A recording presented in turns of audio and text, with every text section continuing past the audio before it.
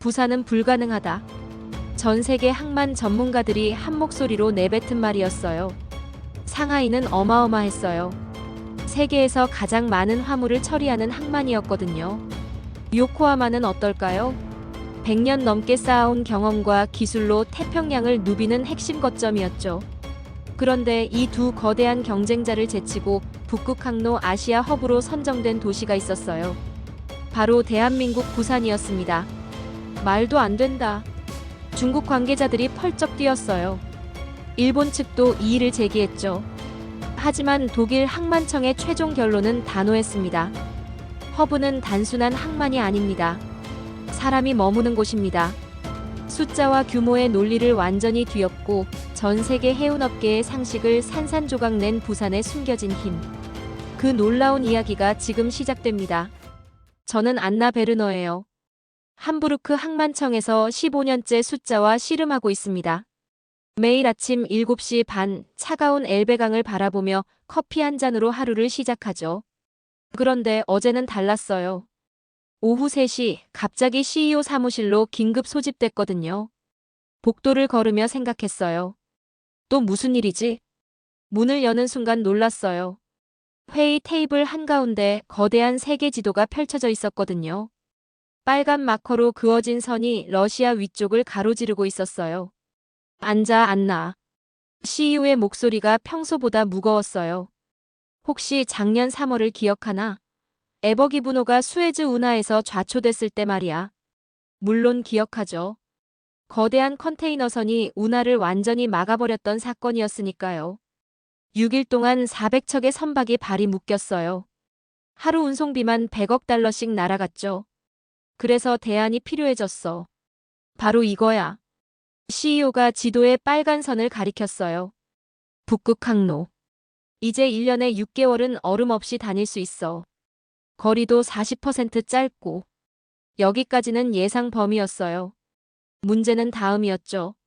아시아 쪽 거점 도시를 정해야 해. 후보가 3곳이야. 당연히 상하이, 요코하마를 생각했어요. 아시아 물류의 양대 산맥이니까요. 상하이, 요코하마, 그리고 CEO가 잠시 말을 멈췄어요. 뭔가 망설이는 것 같았어요. 부산. 그 순간 시간이 멈춘 것 같았어요. 죄송한데요, 뭐라고 하셨죠? 부산. 한국의 부산 말이야. 머리가 하얘졌어요. 부산이라니. 솔직히 저에게 부산은 그냥 아시아 어딘가에 있는 항구 정도였거든요. 서울 다음으로 큰 도시. 그 정도 인식이었어요. 제 표정을 본 CEO가 알겠다는 듯 고개를 끄덕였어요. 나도 처음 들었을 때 똑같은 반응이었어. 하지만 한국 정부에서 강력하게 밀어붙이고 있거든. 하지만 상식적으로 생각해보세요. 상하이는 연간 컨테이너 처리량이 4,700만 TEU예요. 부산은 2,400만 TEU 정도지. 절반도 안 됐어요. 그날 밤 집에 가는 길 머릿속이 복잡했어요. 지하철에서도 저녁 먹으면서도 계속 생각났어요. 부산이 도대체 뭐길래? 새벽 2시까지 잠이 안 와서 노트북을 켰어요. 부산에 대해 찾아보기 시작했거든요. 화면에 뜬 첫 번째 기사가 충격이었어요. 부산 외국인 관광객 4개월 만에 100만 명 돌파. 4개월 만에요? 함부르크는 1년에 150만 명인데. 계속 스크롤을 내렸어요. 대만 관광객 부산행 급증. 작년 50만 명 넘어. 트리버드바이저 아시아 도시 만족도 2위. CNN 뉴욕타임스가 선정한 2023 아시아 추천 도시. 하나하나가 의외였어요. 이런 도시였다고? 그런데 이상했어요. 제 책상 모서리에 놓인 아버지의 낡은 손목시계가 자꾸 눈에 들어오는 거예요. 아버지는 평생 항만 설계사셨어요. 은퇴하기 전까지 30년 넘게 유럽 전역에 항만을 만드셨죠. 그 시계는 아버지가 돌아가시면서 제게 남겨주신 유일한 유품이었어요. 문득 아버지가 생전에 자주 하셨던 말이 떠올랐어요. 안나야, 시간은 흘러가지만 사람은 머물 곳을 만드는 거란다. 그때는 무슨 뜻인지 몰랐는데 지금 와서 생각해보니 뭔가 의미심장했어요. 시계를 들여다보며 중얼거렸어요. 부산에 뭔가 있는 건가? 하지만 곧 고개를 저었어요. 아무리 관광객이 많아도 그게 항만과 무슨 상관이에요? 우리는 물류를 하는 거라고. 감정적으로 판단할 일이 아니라고. 노트북을 덮고 잠자리에 들었어요. 마음은 이미 정해져 있었거든요. 상하이나 요코하마겠지. 부산은 그냥 한국이 우겨 넣은 거야.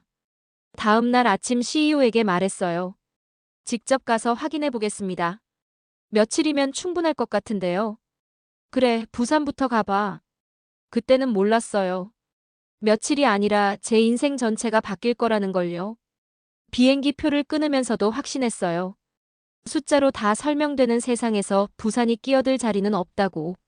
하지만 어떤 진실은 숫자로 잰다고 보이는 게 아니더라고요. 12시간 비행 끝에 김해공항에 도착했어요.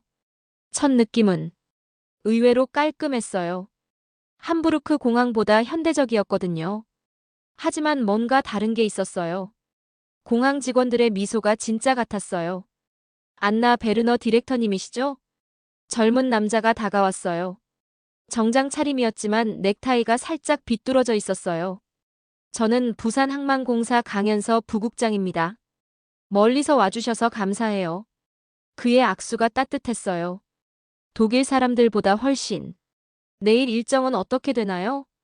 오전에는 항만 둘러보시고 오후에는 도시 인프라 분석하는 걸로 준비했습니다.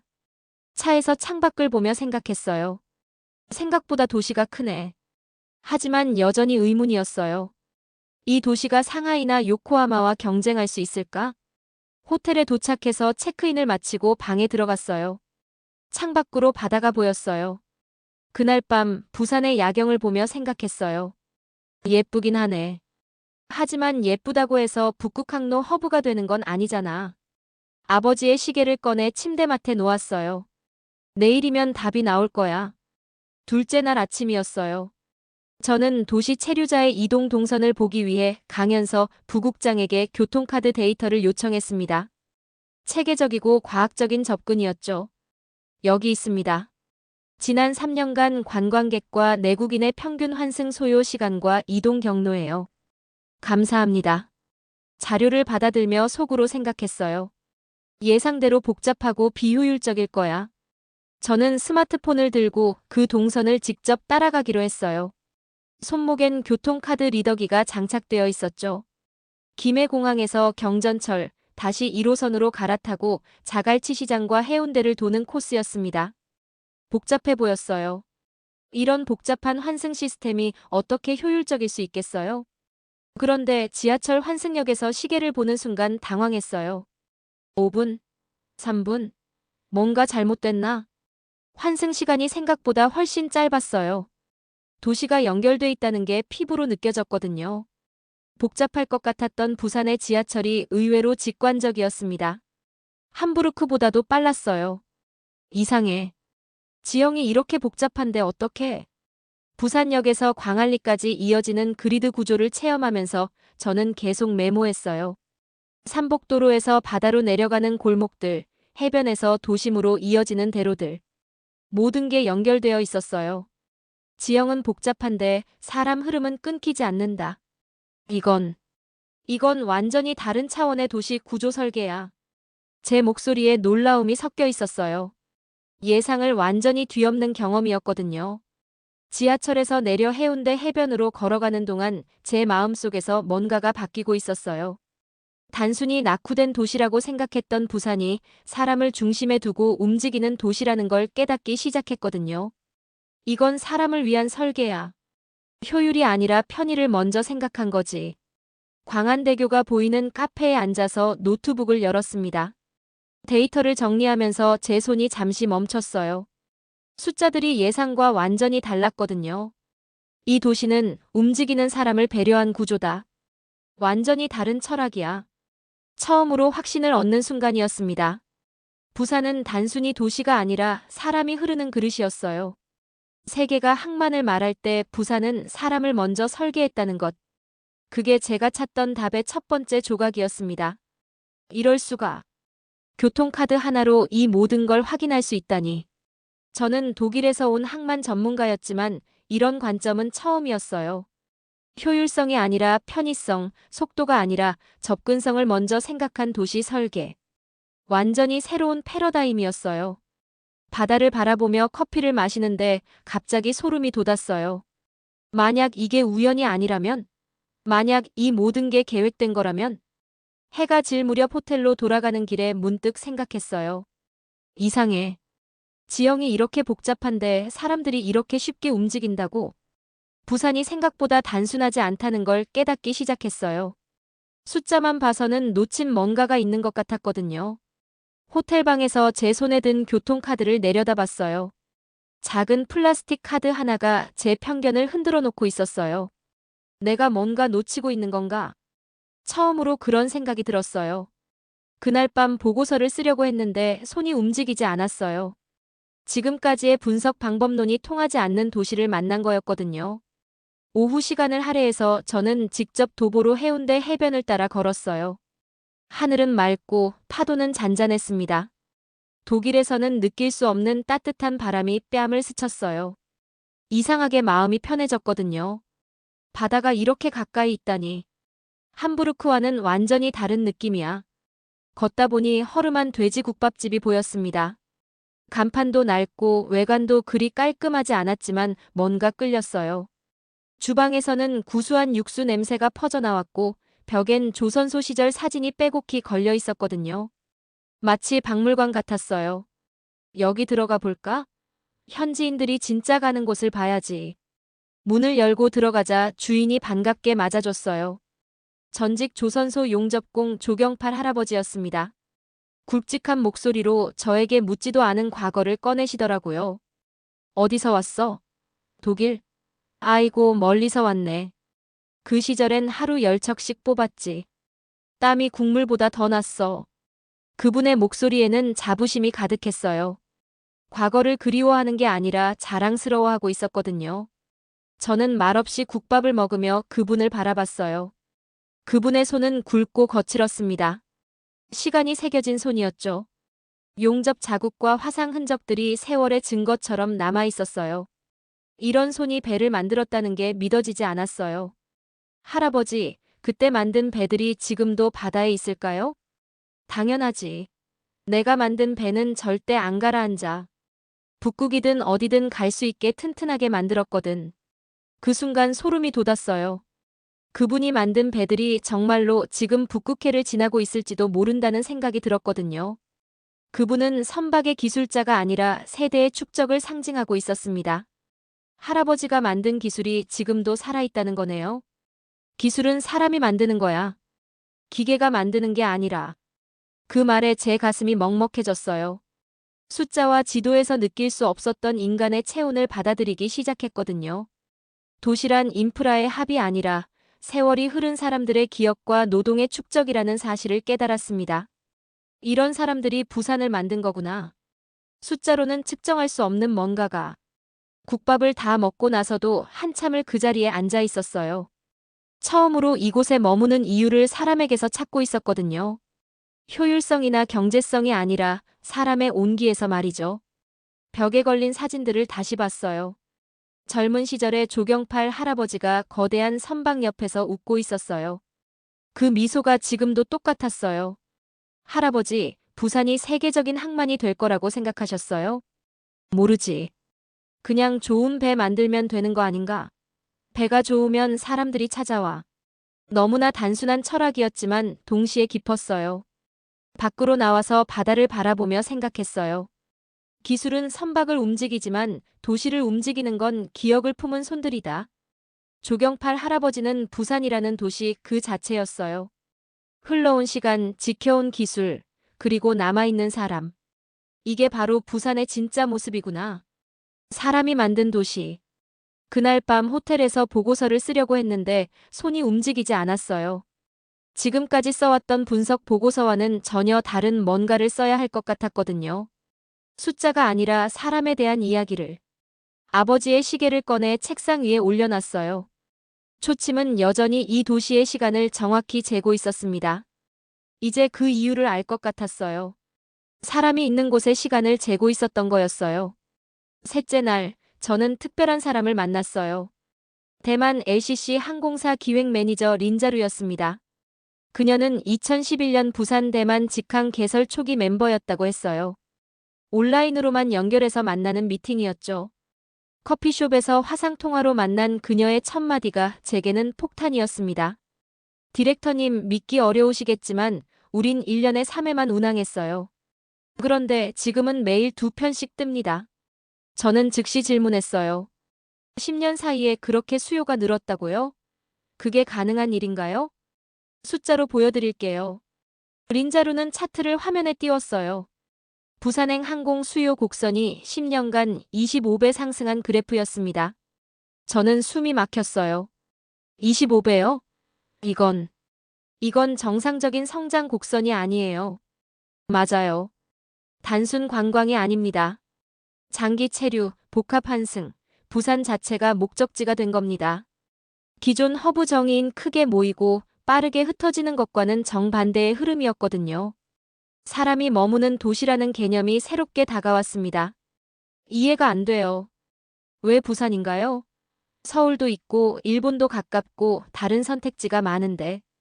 디렉터님, 부산은 달라요. 여기선 사람이 회복돼요. 회복이요? 무슨 의미죠?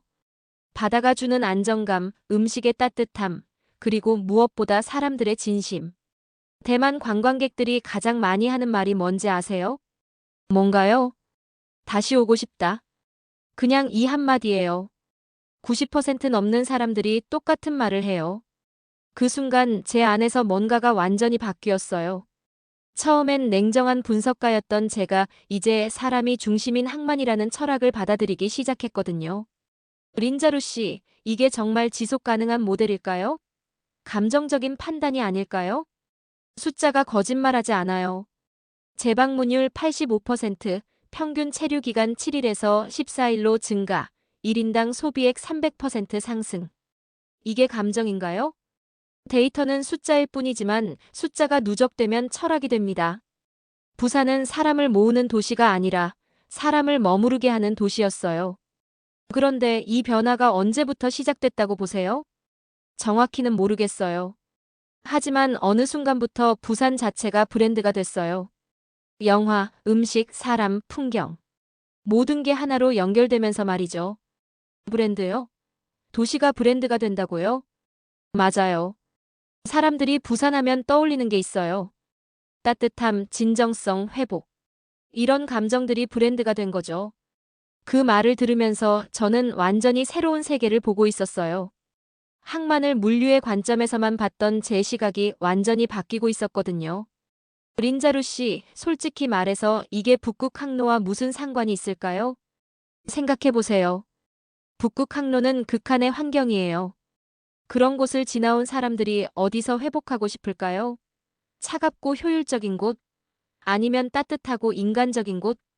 그 순간 소름이 돋았어요. 완전히 새로운 관점이었거든요. 그날 저녁 호텔에서 린자루가 준 자료들을 정리하면서 깨달았어요. 저는 지금까지 항만을 물류의 관점에서만 봤다는 걸요. 하지만 부산은 삶의 관점에서 항만을 재정의하고 있었습니다. 아버지가 말했던 그 말이 더욱 명확해졌어요. 시간은 흘러가지만 사람은 머물 곳을 만든다. 바로 이거였어요. 부산이 증명하고 있는 것. 숫자가 아니라 사람이 만드는 미래.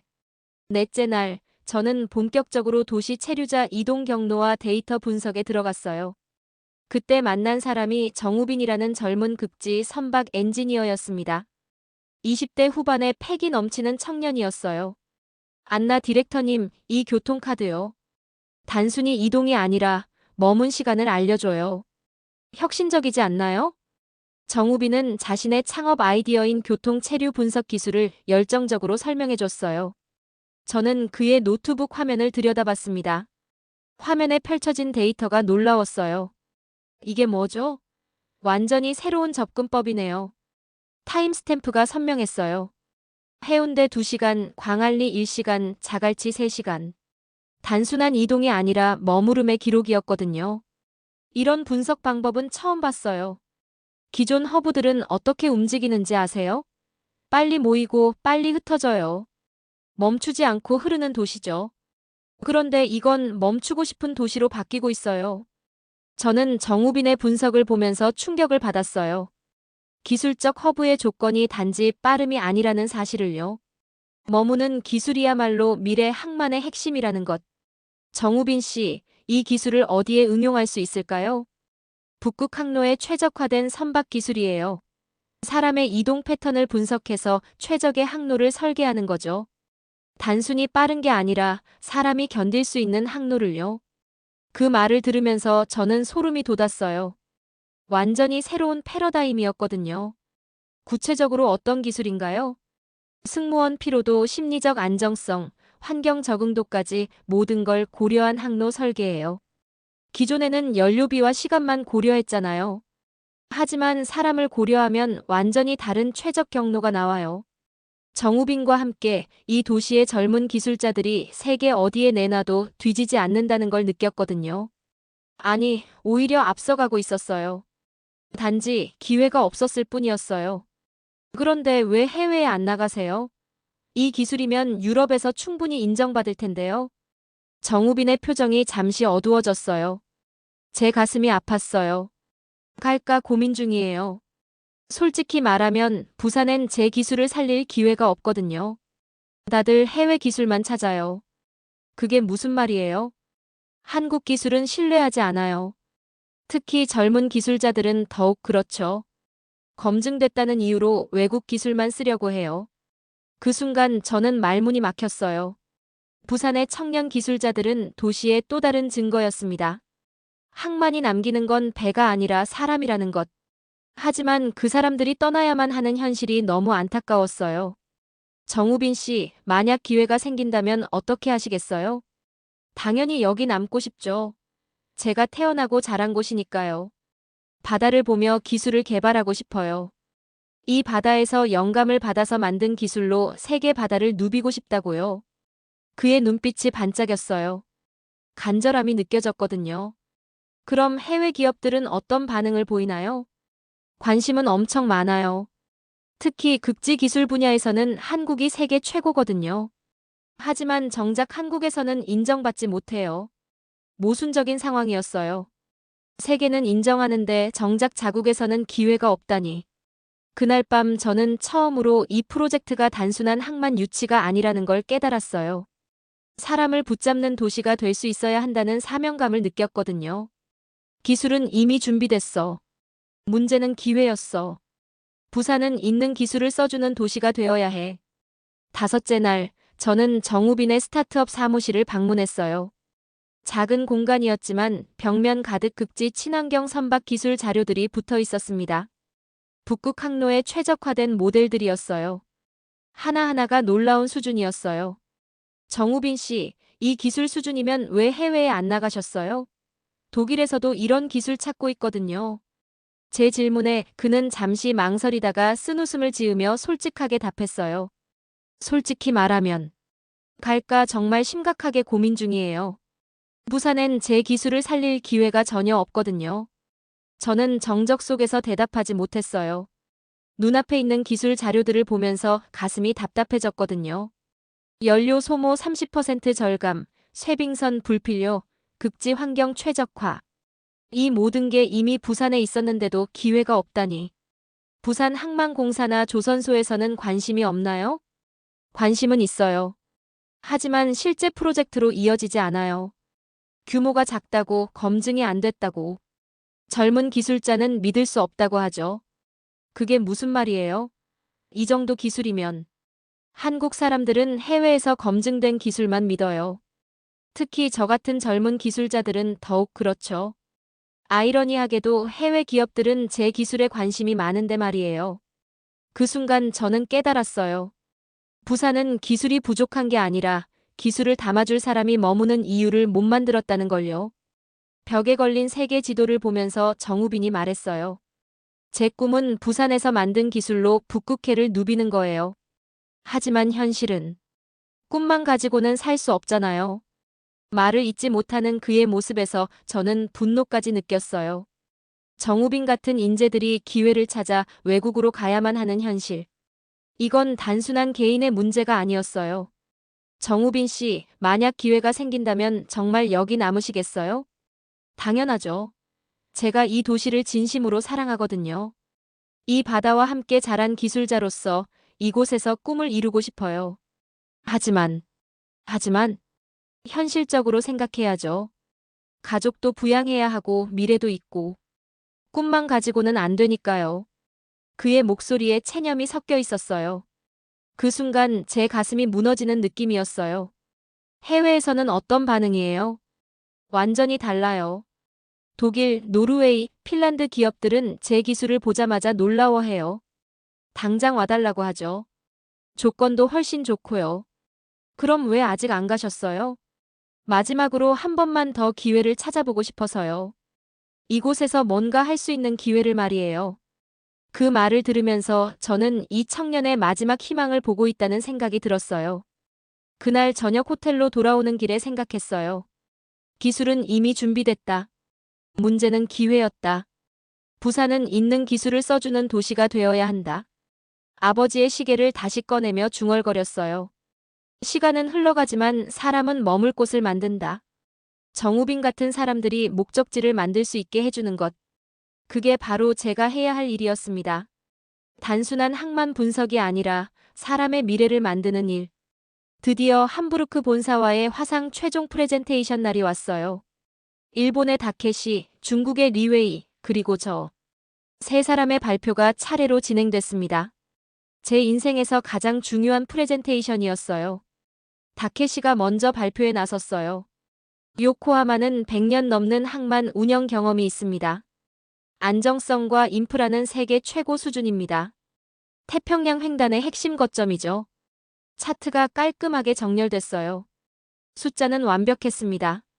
환정량, 처리 속도, 모든 지표가 압도적이었어요. 다음은 리웨이였어요. 상하이는 세계 최대 컨테이너 항만입니다. 빙상 실크로드를 통해 이미 50회 이상 북극 항로를 운항했죠. 규모의 경제가 완전히 실현된 도시입니다. 그래프는 더욱 화려해졌어요. 수치로 따지면 부산은 상대가 되지 않았습니다. 저도 그걸 알고 있었어요. 제 차례가 왔어요. 손이 떨렸어요. 하지만 저는 전혀 다른 슬라이드를 띄웠습니다. 세계의 축, 시간, 비용, 그리고 피로도를 기반으로 한 3D 모델이었어요. 여러분, 잠깐만요. 숫자는 현장을 말해주지 않습니다. 가장 중요한 게 빠져 있어요. 사람이요. 회의실이 조용해졌어요. 예상치 못한 시작이었거든요. 저는 교통카드 타임스탬프, 동선 테스트 데이터, 관광 만족도 지표, 대만 직항 수요 증가 곡선을 보여줬습니다. 부산은 평균 환승 시간 5분, 해변 접근성 15분, 10년간 25배 늘어난 외국인 체류, 재방문율 85%, 모두 하나의 사실을 말합니다. 이 도시는 사람을 회복시키는 도시입니다. 린자루가 화상으로 연결되어 덧붙였어요. 대만 관광객들이 가장 많이 하는 말이 뭔지 아세요? 다시 오고 싶다예요. 사람은 본능적으로 머물고 싶은 곳을 기억하죠. 화물도 그 길을 따라갑니다. 정우빈이 기술 데이터를 제시했어요. 부산은 북극 항로에 최적화된 친환경 선박 기술을 이미 갖고 있습니다. 연료 소모 30% 절감, 쇠빙선 불필요. 하지만 정작 이런 기술자들이 해외로 떠나고 있어요. CFO가 날카롭게 물었어요. 좋아. 그런데 청년 유출 문제는 어떻게 해결할 건가? 기술이 있어도 사람이 없으면 소용없잖아. 저는 마지막 슬라이드를 띄웠어요. 이게 제 승부수였어요. 파일럿 허브 선정과 동시에 청년 고용 트랙, 스타트업 R&D 협력 프로그램을 병행 제안합니다.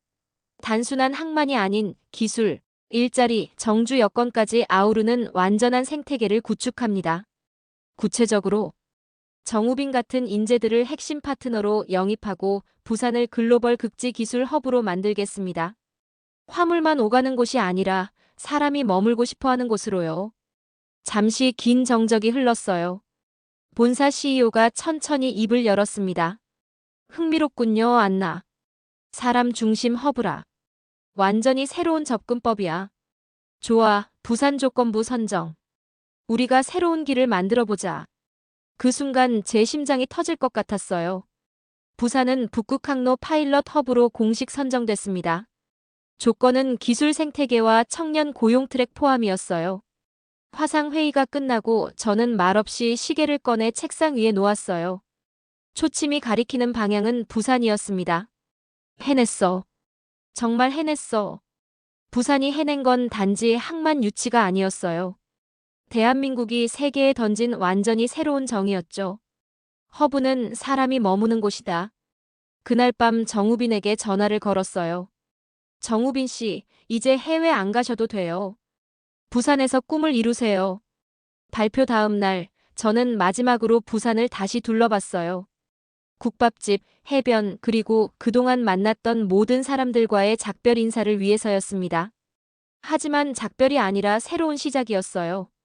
조경팔 할아버지의 국밥집부터 찾아갔어요. 할아버지, 부산이 선택됐어요. 북극 항로 허브로 확정됐다고요. 허허, 그럼 그렇지. 좋은 일 하는 사람들이 많으니까 길이 열렸구먼. 이젠 진짜 사람이 머무를 차례지. 그분의 주름진 얼굴에 환한 미소가 번졌어요. 마치 오랫동안 기다려왔던 소식을 들은 것처럼요. 할아버지가 만든 배들이 이제 정말 북극까지 갈 수 있게 됐어요. 그래, 내 손으로 만든 기술이 세상 끝까지 가는구나. 정우빈을 만났을 때 그는 완전히 달라져 있었어요. 안나 씨, 진짜 감사해요. 저도 이제 해외 안 가요. 여기서 이 도시에 제 기술을 남기고 세계를 바꿔보고 싶어요. 그의 눈빛이 완전히 달라져 있었어요. 포기가 아니라 무한한 희망을 품고 있었거든요. 정우빈 씨, 이제 진짜 시작이에요. 부산을 극지 기술의 메카로 만들어요. 네, 제가 꿈꿔왔던 일이에요. 이 바다에서 영감받은 기술로 전 세계 바다를 정복하겠어요. 린자루와 화상 통화를 했을 때도 흥분이 가득했어요. 안나 씨, 대만에서도 난리예요. 부산 대만 직항이 이제 물류 허브로까지 확장될 거라고 하니까 모든 기업들이 관심 보이고 있어요. 앞으로 관광만이 아니라 물류와 기술 협력도 폭발적으로 늘어날 거예요. 강연서 부국장을 만났을 때 그는 이미 승진 소식을 들었다고 했어요. 안나 디렉터님 덕분에 저도 글로벌 전략실장으로 승진했어요. 이제 부산이 진짜 세계와 연결된 허브가 되는 거예요. 강연서 실장님, 이제 시작이에요. 더 큰 꿈을 꿔보세요. 그날 저녁 다대포 해변에 서 있었어요. 해가 지고 있었습니다. 바다는 황금빛, 하늘은 분홍빛으로 물들어 있었어요. 독일에서는 절대 볼 수 없는 장관이었죠. 저는 주머니에서 시계를 꺼냈습니다. 아버지, 시계가 재고 있던 건 정말 부산의 시간이었어요. 사람이 머무는 도시의 시간을 말이에요. 바람이 불어왔어요. 따뜻하고 짠맛이 나는 바람이었습니다. 그 바람 속에서 저는 확신했어요. 부산은 북극 항로의 첫 번째 아시아 허브로 선정된과 동시에 청년들이 머물 수 있는 기술 생태계의 중심으로 완전히 탈바꿈할 거라는 것을요. 저는 단순한 프로젝트를 넘어서 사람이 중심인 완전히 새로운 미래를 보고 있었어요. 아버지의 말, 사람은 머물 곳을 만든다는 그 말은 도시 전체를 향한 예언이었습니다. 기술이 머물고 청년이 머물고 세계가 머무는 도시. 그곳이 바로 대한민국 부산이야. 허브란 결국 사람이 머무는 곳이니까요. 파도 소리를 들으며 생각했어요. 숫자로는 설명할 수 없었던 이 모든 것들이 이제 현실이 되고 있다는 걸요. 한 달 후, 저는 함부르크 본사로 복귀했어요. 회의실에는 제 발표 자료가 아직 그대로 남아 있었습니다. 하지만 이제 그 자료들이 완전히 다르게 보였어요. CFO가 물었어요. 안나, 부산은 결국 어떤 도시였나? 저는 잠시 생각한 후 확신에 찬 목소리로 대답했어요. 머무는 도시요. 배는 떠나지만 사람은 남는 곳. 그리고 그 사람들이 미래를 만드는 곳이에요. 저는 아버지의 시계를 꺼내 책상 위에 올려뒀어요. 초침은 여전히 정확히 돌아가고 있었습니다. 이제 이 시계의 의미를 완전히 이해했어요.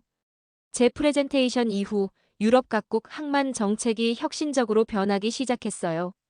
빠름보다 회복, 효율보다 체류를 강조하는 완전히 새로운 기준. 그 중심에 부산이 있었습니다. 강연서는 항만공사 내에서 정식으로 글로벌 전략실장으로 승진했고 린자루는 대만과 부산을 잇는 관광, 물류 복합 노선 유치 책임자가 됐으며 정우빈은 스타트업의 글로벌 투자 유치를 성공시키며 본격적인 부산 기술 생태계의 핵심 인물이 됐어요. 그리고 저는 부산으로 돌아갈 준비를 하고 있습니다. 이번엔 출장이 아니라 완전한 이주로. 새로운 인생을 시작하러. CEO가 놀라며 물었어요. 안나, 정말 부산으로 가는 건가? 네. 제가 찾던 답이 그곳에 있었어요. 사람이 머무는 곳에서 진짜 일을 하고 싶어요. 부산은 북극에서 가장 멀리 떨어진 도시 중 하나였지만 이제 가장 가까운 도시가 됐어요. 물리적 거리가 아니라 마음의 거리에서 말이에요.